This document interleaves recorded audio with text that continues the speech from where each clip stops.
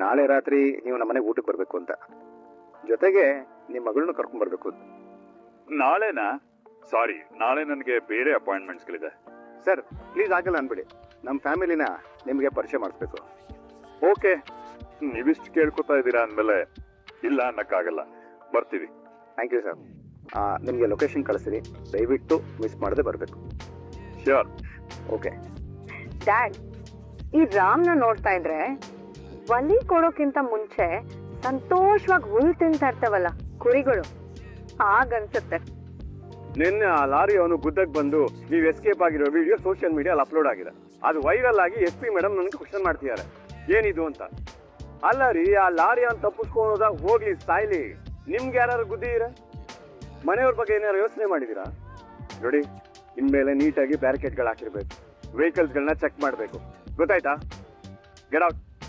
ಸಾಹೇಬ್ರೆ, ಪಾಪ ಏನು ಚಿಕ್ಕ ಪುಟ್ಟ ತಪ್ಪು ಮಾಡಿರ್ತಾರೆ, ಅಷ್ಟಕ್ಕೆ ಈಗ ಬೈಕ್ ಬಿಡದ ಪಾಪ ಅವರು. ಎಷ್ಟಿದೆಯೋ ಅಷ್ಟೇ ಮಾತಾಡ್ಬೇಕು. ನನ್ನ ಟೀ ಹೇಳಿ ಎಷ್ಟೊತ್ತಾಯ್ತು? ಒಂದ್ ಟೀ ತರೋದಕ್ಕೆ ಇಷ್ಟೊತ್ತು ಬೇಕಾ? ಅಯ್ಯೋ ಸಾಹೇಬ್ರೆ, ನೀವು ಟೀ ಹೇಳಿದಾಗ ಅವಾಗ ತಾನೇ ಹಾಲ್ನ ಕಾಯಕ್ಕಿಟ್ಟಿದ್ದೆ. ಹಾಲ್ ಕಾಯ್ದು ಅದಕ್ಕೆ ಟೀ ಸೊಪ್ಪು ಹಾಕಿ, ಅದಕ್ಕೆ ಸಕ್ಕರೆ ಹಾಕಿ, ಅದಕ್ಕೆ ಯಾಲಕ್ಕಿ ಹಾಕಿ ನಿಮ್ಗೆ ಸ್ಪೆಷಲ್ ಆಗಿ ಟೀ ಮಾಡ್ಕೊಡೋ ಅಷ್ಟಲ್ಲಿ ಇಷ್ಟೊತ್ತಾಯ್ತು. ಆದ್ರೂ ಅಪ್ಪನ ಗುಣ ಮಗನಿಗೆ ಒಂದ್ ಚೂರಾದ್ರೂ ಬರದ್ ಬೇಡವಾ? ಅಲ್ವಾ ಸತ್ಯನಾ? ಅಲ್ವಾ? ಇವತ್ತು ಮನೆ ಗೆಸ್ಟ್ಗಳನ್ನ ಕರೆಯೋದಕ್ ಮುಂಚೆ ಇವ್ರ ತಂದೆ ಅತ್ತೆ ಹತ್ರ ಪರ್ಮಿಷನ್ ಕೇಳಿದ್ರು. ಅಂದ್ರೆ ಅಷ್ಟ್ರ ಮಟ್ಟಿಗೆ ಇವ್ರ ತಂದೆ ಹೆಣ್ಮಕ್ಳ ಕಷ್ಟನ ಅರ್ಥ ಮಾಡ್ಕೋತಾರೆ. ಇವ್ರು ನೋಡಿ, ಎಂತ ಅಪ್ಪಂಗೆ ಇಂಥ ಮಗ, ಅದ್ ಹೆಂಗ್ ಹುಟ್ಟಿದ್ರೋ ಏನೋ. ನಮ್ಮಪ್ಪ ನಮ್ಮಮ್ಮನ ಕೇಳಿದ್ರಲ್ಲಿ ಏನಂತ ವಿಶೇಷ ಇರೋದು? ಯಾಕೆ ನಿಮ್ ಮನೇಲಿ ಯಾರು ಗೆಸ್ಟ್ ಬರೋದಕ್ಕಿಂತ ಮುಂಚೆ ನಿಮ್ ಮನೇಲಿ ಕೇಳಲ್ವಾ?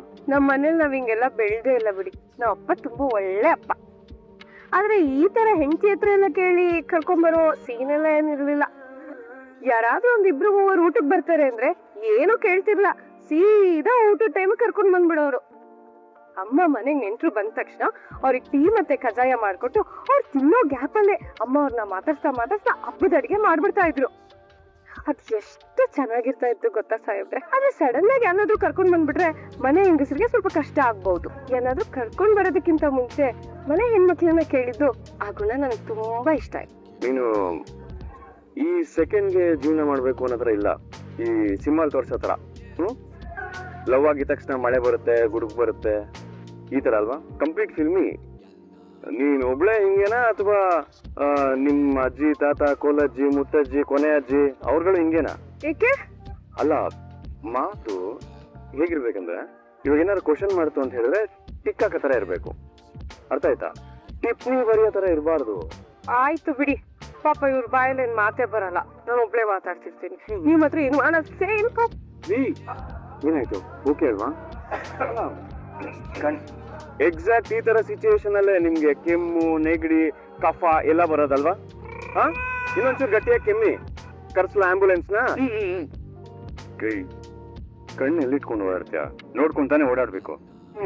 ಅದು ಜೊತೆ ಹೆಣ್ಣಲ್ವೇನಪ್ಪ, ಒಂದ್ಸರ್ತಿ ಹಾಗಾಗತ್ತೆ. ಅದು ಎಸ್ಪೆಷಲಿ ನಿನ್ನನ್ನು ಕಂಡಾಗ ಹೇಗೇಗೋ ಆಗ್ಬಿಡುತ್ತೆ. ಏನ್ ಹಂಗೆ ನಿಂತ್ಬಿಟ್ಟೆ? ಹುಷಾರಾಗಿ ನೋಡ್ಕೊಂಡು ಹೋಗು. ಸರಿ, 1 ನಿಮಿಷ ನಿಂತ್ಕೋ. ನೀವು ಸಾಹೇಬ್ರಿ, ನೀವು ಅವಾಗ ಹೋಗು ಅಂತೀರಾ, ನಿಂತ್ಕೊಂತೀರಾ? ಒಳ್ಳೆ ಏಪ್ಪ, ಹೇಳಿದ್ನಲ್ಲ, ಹೇಳಿ ಕೇಳಿ ಹೆಣ್ಣು ಮಗು ಒಂದ್ಸರ್ತಿ ಹೀಗಾಗತ್ತೆ, ಹಾಗಾಡ್ತವೆ. ಅಷ್ಟಕ್ಕೆಲ್ಲ ನೀನ್ ರೇಗ್ತೀಯ ಯಾಕೋ? ಅಲ್ಲ, ಏನ್ ಈ ನಡುವೆ ಇವಳ ಪರ ತುಂಬಾ ಮಾತಾಡ್ತೀರಲ್ಲ? ಹೌದಪ್ಪ, ಅವಳು ನನ್ಗೆ ದೇವ್ರು ಕೊಟ್ಟ ತಂಗಿ, ಅದು ಅಲ್ಲದೆ ನನ್ ತವರು. ಅವಳ ಪರ ವಯಸ್ಸು ಮಾತಾಡ್ಬೇಕಲ್ವಾ? ಅಯ್ಯೋ, ಈ ಸತಿನ ಬಿಟ್ರೆ ನನ್ ಕೈಯಲ್ಲಿ ನೀರ್ ಬರ್ಸ್ಬಿಡ್ತಾರೆ ಅಷ್ಟೇ. ಇವಾಗ ಇನ್ನೊಂದ್ಸತಿ ನೀವು ಕರೆದ್ರು ನನ್ ಬರಲ್ಲ. Dad dad dad. Yes baby. Phone come soon. ಯಾರು ಯಾರು? That lady Devyani. Loud speaker ಹಾಕು. Good morning mister Rana. Good morning Devyani ಅವರೇ, ನಿಮ್ ಮನೆಗ್ ಬರ್ತಾ ಇದೀವಿ ಊಟಕ್ಕೆ. ಹಾ please, you most welcome. Actually ಒಂದು ರಿಕ್ವೆಸ್ಟ್ ಇತ್ತು. ನಾಳೆ ನೀವು ನಮ್ಮ ಮನೆಗೆ ಊಟಕ್ಕೆ ಬಂದಾಗ ಬ್ಯಾಲೆನ್ಸ್ ಅಮೌಂಟ್ ಕೊಡಬೇಕು ಅನ್ನೋದಾದ್ರೆ ಈ ಬಂಗ್ಲೆನ ಪ್ಲೆಡ್ಜ್ ಮಾಡ್ಬೇಕಾಗುತ್ತೆ ಅಂತ ನೀವು ನಮ್ಮ ಮನೆಯವ್ರಿಗೆ ಹೇಳ್ಬೇಕು. ನಮ್ ಡೀಲ್ ಇದ್ದಿದ್ದೇ ಅದೇ ಅಲ್ವಾ ಮೇಡಮ್? ಒಟ್ನಲ್ಲಿ ನನಗೂ ನಿಮ್ಗೂ ಚೆನ್ನಾಗಿ ಜೆಲ್ ಆಗತ್ತೆ. ಹಾ, ಅಶ್ವಿನಿ ಹೇಳ್ತಾ ಇದ್ಲು ಹಳೆ ಕಾಲದ ಮನೆ ಅಂತ. ಆ ತರ ಮನೆಗಳು ನನ್ಗೆ ತುಂಬಾ ಇಷ್ಟ. ಹಾ, ಊಟಕ್ಕೆ ಬಂದಾಗ ಪ್ಲೆಜ್ ಮಾಡಿ ಅಂತ ಕೇಳ್ತೀನಿ. ಆದ್ರೆ ಅವ್ರ ಮನೆಗೆ ಅವರೇ ಯಾಕೆ ಬೆಂಕಿ ಇಟ್ಕೋತಾರೆ? ನಿಮ್ ಉದ್ದೇಶ ಆ ಮನೆ ಆಸ್ತಿನ ಲಪಟಾಯಿಸೋದು ಅಂತ. ಹಾಗಿದ್ಮೇಲೆ ನನಗ್ ಪ್ಲೆಜ್ ಮಾಡಿ ಅಂತ ಯಾಕೆ ಕೇಳ್ಕೋಬೇಕು ನಾನು? ಈ ನಮ್ ಬಂಗ್ಲೆನ ನಾನ್ ನಿಧಾನಕ್ಕೆ ಬಿಡಿಸ್ಕೋತೀನಿ. ಈಗಿರೋ ಈ ಬಂಗ್ಲೆ ಬಗ್ಗೆ ನಮ್ಮ ಅತ್ತೆಗೆ ತುಂಬಾ ಸೆಂಟಿಮೆಂಟ್. ಈ ಬಂಗ್ಲೆ ರಾಮ್ ಇಂದ ಮಿಸ್ ಆಯ್ತು ಅಂತ ಗೊತ್ತಾದ್ರೆ ಅವ್ರಿಬ್ರ ಮಧ್ಯೆ ಬಿರುಕು ಮೂಡುತ್ತೆ. ನಮ್ ಮನೆ ಅನ್ನೋ ಈ ಜಾಯಿಂಟ್ ಫ್ಯಾಮಿಲಿನ ಪೀಸ್ ಮಾಡ್ಬೇಕು. ಆಗ್ಲೇ ನಾನು ಈ ಆಸ್ತಿನ ಅನುಭವಿಸೋಕ್ ಸಾಧ್ಯ.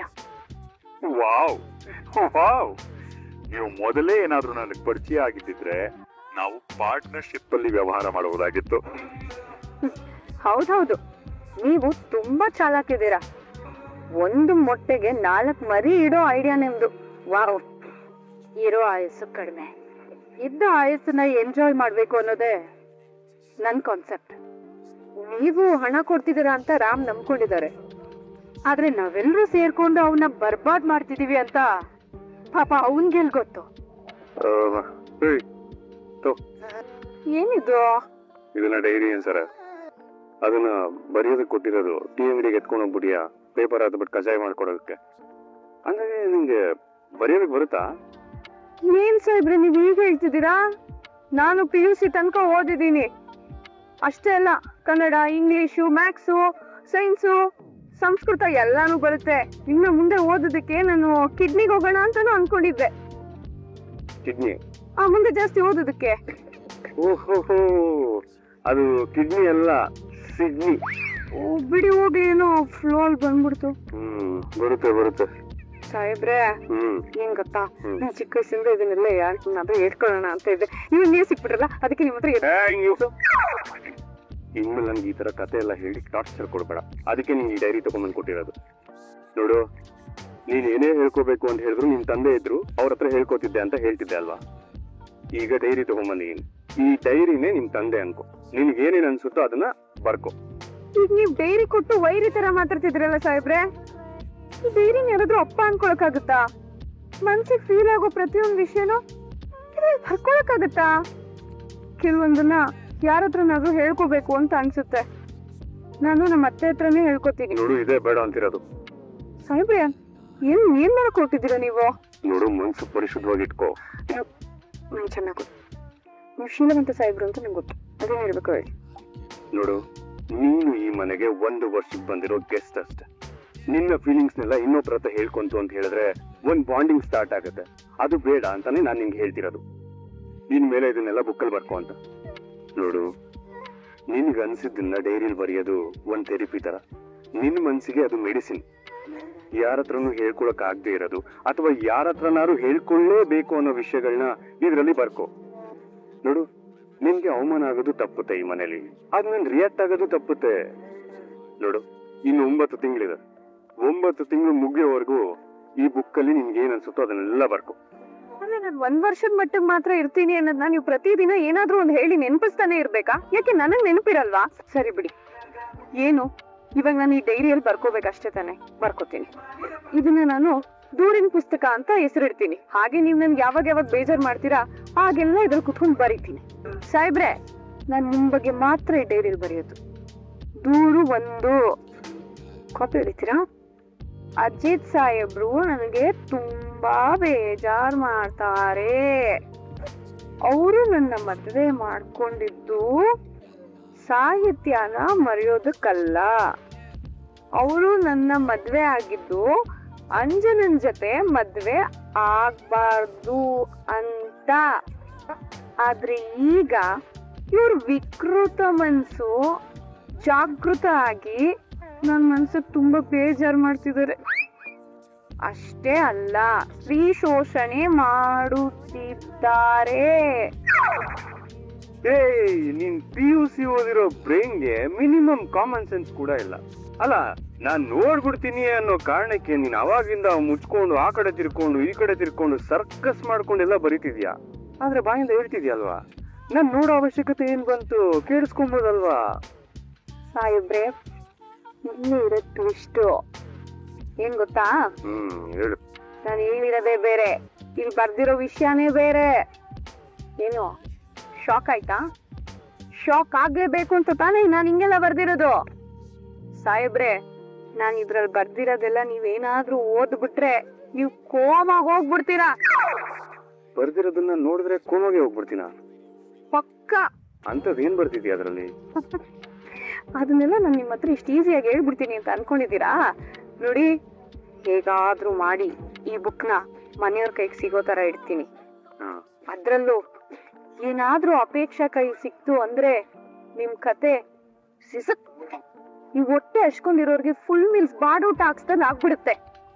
ಆಗ ನೀವು ನಾನ್ ಯಾವಾಗ್ಲೂ ಹೇಳೋ ತರ KGF 3 ಹೀರೋ ಆಗಲ್ಲ, ಮುನ್ಸಿಪಾಲಿಟಿ ಹೀರೋ ಆಗೋದಕ್ಕೂ ಲಾಯಕ್ಕಿರೋದಿಲ್ಲ. ಆಕ್ಚುಲಿ ನಿನ್ಗೆ ಈ ಡೈರಿ ತಂದ್ಕೊಟ್ಟಿದ್ದು ನಾನೇ ಅಲ್ವಾ? ಅದಕ್ಕೆ ಜಾಣೆ ತರ ಡೈರಿನ ಮತ್ತೆ ನನಗೆ ವಾಪಸ್ ಕೊಟ್ಬಿಡು. ಕಿಲ್ಲ ನಾನ್ ಕೊಡಕ್ಕಿಲ್ಲ. ನೋಡು, ಸುಮ್ನೆ ಡೈರಿ ಕೊಡು. ಕೊಡಲ್ಲ. ಸುಮ್ನೆ ಕೊಡು ಅಂದೆ. ಸುಮ್ಮನೆ ಕೊಡಲ್ಲ, ಹಂಗೂ ಕೊಡಲ್ಲ, ಹಿಂಗೂ ಕೊಡಲ್ಲ. ನೀನ್ ಕೊಡಲ್ಲ ಅಂತ ಹೇಳಿದ್ರೆ ನಾನ್ ಹೇಗ್ ಕಿತ್ಕೊಬೇಕು ಅಂತ ನಂಗೆ ಚೆನ್ನಾಗುತ್ತ. ಇವತ್ ನೀನು ಕೂಗಾಡಿದ್ರು, ಎಗ್ರಾಡಿದ್ರು, ನೆಲದ ಮೇಲೆ ಬಿದ್ದು ಒದ್ದಾಡಿದ್ರು ಆ ಡೈರಿನ ಕಿತ್ಕೊಂತೀನಿ. ಅಮ್ಮ ನಾನ್ ಕೊಡಲ್ಲ, ನಾನ್ ಕೊಡಲ್ಲ, ನಾನ್ ಕೊಡಲ್ಲ, ನಾನ್ ಕೊಡಲ್ಲ. ಸಾಹೇಬ್ರೆ, ಏನಕ್ಕೆ ಈ ರೀತಿ ವಜ್ರ ಮುನಿ ತರ ನಗ್ತಿದ್ದೀರಾ? ನೋಡು, ಮೊದ್ಲಾಗಿದ್ರೆ ನಾನೇನ್ ಮಾಡ್ತಿದ್ದೆ ಹೇಳು? ಏನ್ ಮಾಡ್ಸಿದ್ರಿ? ನೀನ್ ಈ ತರ ಕೋತಿ ಟೆಸ್ಟ್ ಎಲ್ಲ ಮಾಡ್ತಿದ್ರೆ ನಾನು ಎಕ್ಸೈಟ್ ಆಗ್ಬಿಟ್ಟು ನಿನ್ ಮೇಲ್ ಬೀಳ್ತಾ ಇದ್ದೆ. ಆಗ ನೀನ್ ನನ್ನ ನೋಡ್ತಿದ್ದೆ, ನಾನ್ ನಿನ್ನ ನೋಡ್ತಿದ್ದೆ. ಆ ಗ್ಯಾಪ್ ಅಲ್ಲಿ ಯಾರು ಮನೆಯವರು ಬಂದು ನೋಡಿದ್ರೆ ಫುಲ್ ರಾಡಿ ಆಗ್ತಾ ಇತ್ತು. ಆದ್ರೆ ಈಗ ಎಷ್ಟು ಚಿಲ್ಲಾಗಿ ರಿಲ್ಯಾಕ್ಸ್ಡ್ ಆಗಿದ್ದೀನಿ. ಅಲ್ಲ, ನಾನು ಮೆಡಿಟೇಷನ್, ಯೋಗ, ಟ್ರೆಕ್ಕಿಂಗು, ಸೈಕ್ಲಿಂಗು ಇದೆಲ್ಲ ಮಾಡ್ತಿತ್ತು ಅಂದ್ರೆ ನನ್ಗೆ ರೇಗಿಸ್ತಿದ್ದೆ ಅಲ್ಲ ನೀನು? ಆದ್ರೆ ಈಗ ನೋಡ್ದ ಎಷ್ಟು ಹೆಲ್ಪ್ ಮಾಡಿದೆ. ಏನ್ ಹೆಲ್ಪ್ ಮಾಡಿದೆ? ಈ ಹೆಲ್ಪ್ ಮಾಡಿದೆ. ಮೋಸನೂ ಇಲ್ಲ, ಸಮೋಸನೂ ಇಲ್ಲ. ಇದ್ರಲ್ಲೇನು ಬರ್ದೇ ಇಲ್ವಲ್ಲ? ಅಯ್ಯೋ ಅಯ್ಯೋ, ಈಗ ಯಾಕೆ ಮಾರಿ ಮುಟ್ಟಿ ತರ ನಗ್ತಿದ್ಯಾ? ಸಾಹೇಬ್ರೆ, ನಾನ್ ಚಿಕ್ಕ ವಯಸ್ಸಲ್ಲಿ ಇದ್ದಾಗ ನಮ್ಮ ಅಪ್ಪ ನಂಗೆ ಉಪೇಂದ್ರ ಫಿಲ್ಮ್ನ 6 ಸಲ ತೋರಿಸಿದ್ರು. ಆ ಟ್ವಿಸ್ಟೇ ಇಲ್ಲಿ ಅಪ್ಲೈ ಮಾಡಿರೋದು. ಏನೇಳಿ, ಬುದ್ಧಿವಂತರಿಗೆ ಮಾತ್ರ ಮಿಸ್ಟರ್ ಶೀಲವಂತ. ಅದೇನ್ ಟ್ವಿಸ್ಟ್ ಅಂತ ನಾನು ಒಂದ್ಸಲ ಉಪೇಂದ್ರ ಮೂವಿ ನೋಡ್ಬೇಕು. ಇನ್ಮೇಲೆ ನಾನು 10 ಸಲ ನೋಡ್ತೀನಿ. ಇದಕ್ಕೆ ಇದು ಕರೆಕ್ಟ್ ಆಗಿರೋ ಟಕ್ಕರ್ ಕೊಡ್ಲೇಬೇಕು. ಏ ಹುಡುಗಿ, ಏನ್ ಹುಡುಕ್ತಿದ್ಯಾ ಆಗ್ಲಿಂದ? ಏನಾದ್ರೂ ಸಹಾಯಬೇಕಾ? ನಾನ್ ಮಾಡ್ತೀನಿ. ಸತ್ಯನಾ, ನನ್ ಕಷ್ಟ ನಿಮ್ಗೆ ಅರ್ಥ ಆಗ್ತಿಲ್ಲ. ಇರಿ ಒಂದ್ ನಿಮಿಷ. ಅಜಿತಾ ಚಿನ್ನಾ, ಲೇಟ್ ಆಯ್ತು, ಹೊರಡೋಣ.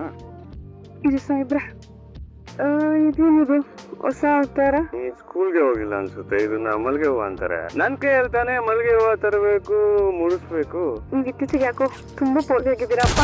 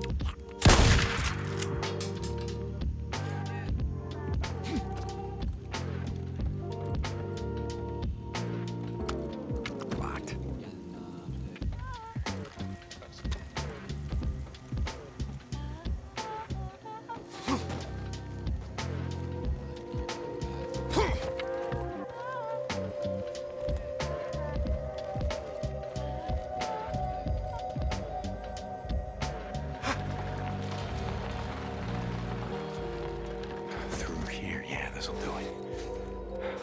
Inside here.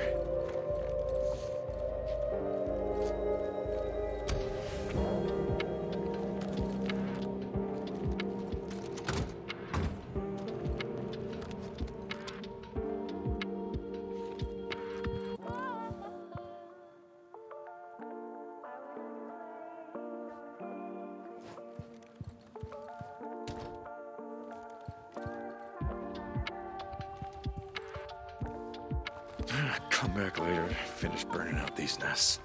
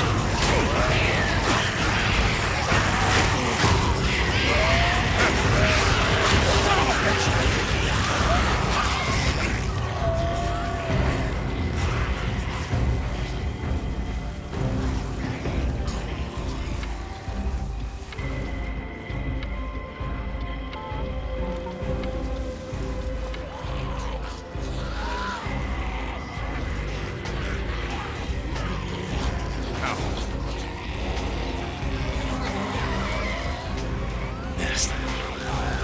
You gotta be right around here.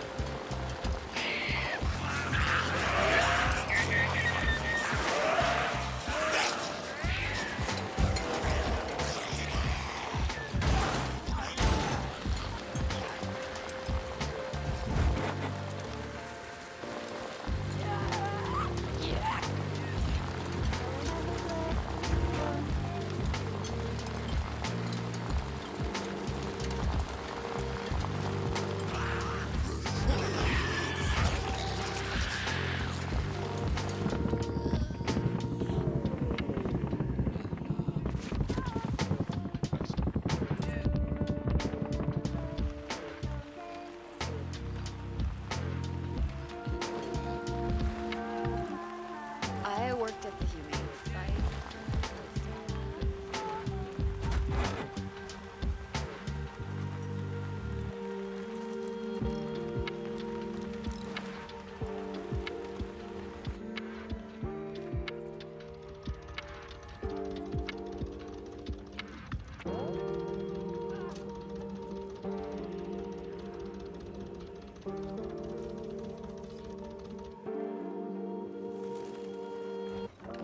Hey, I came by to see how the lazy bastard's doing. How you doing, Booze Man? Are you tired of laying around yet, Boozer?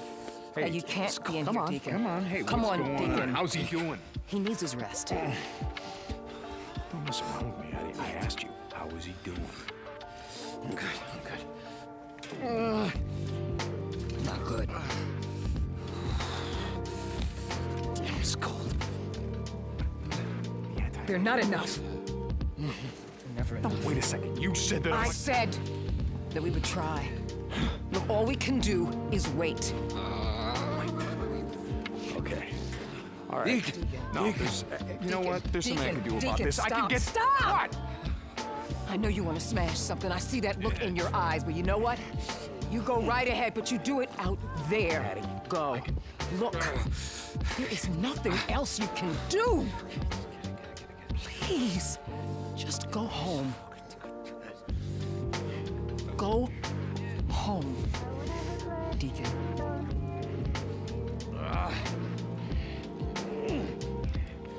Deacon.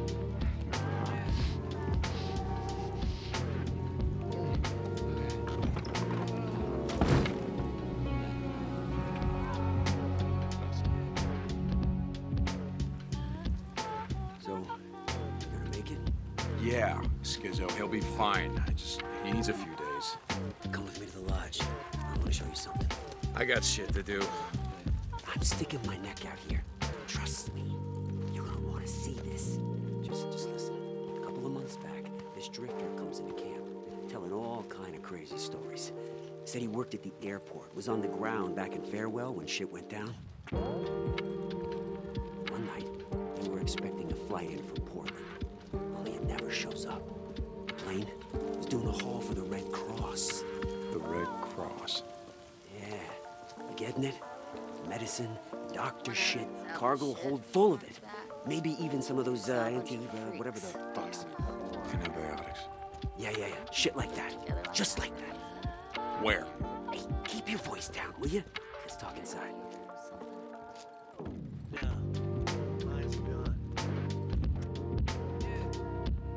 So this drifter, he's working in the control tower when the plane disappears off the radar. Poof. Now you see it, now you don't. Right about here. South of Mount Washington. That's what he said. It came down intact. Control crash or whatever. Guys got to listen to the pilot bleeding out from a broken pelvis on the ground. Okay, so you haven't sent anyone to find this. Nope. Why not? Because the old man won't have it. Iron Mike, what the... Oh, right. Rippers. You catch on quick. Everything west of the Iron Ridge here belongs to Carlos and his merry band of bald-headed freakalikes. Shit. So you go over there and you get caught, you head north, brother. Otherwise, Iron Mike's treaty with Rest in Peace goes... No, just no, like... no, I get it, I get it. Let me ask you a question. Why are you telling me this? Wait a minute. First off, I'm not telling you shit. You remember that. Second off, you're a goddamn drifter. What am I supposed to do? Follow you around like I'm your little bitch, keep your ass out of trouble? All right. I have things to do. I get it. You're just a regular stand-up guy, right, Schizo? Just trying to stay alive. Like everybody else. Hey. You do what you gotta do. At the end of the day, that's all we got. Do you know what I'm saying? I know what you're saying, Schizo. Keep your radio close. I'll be in touch.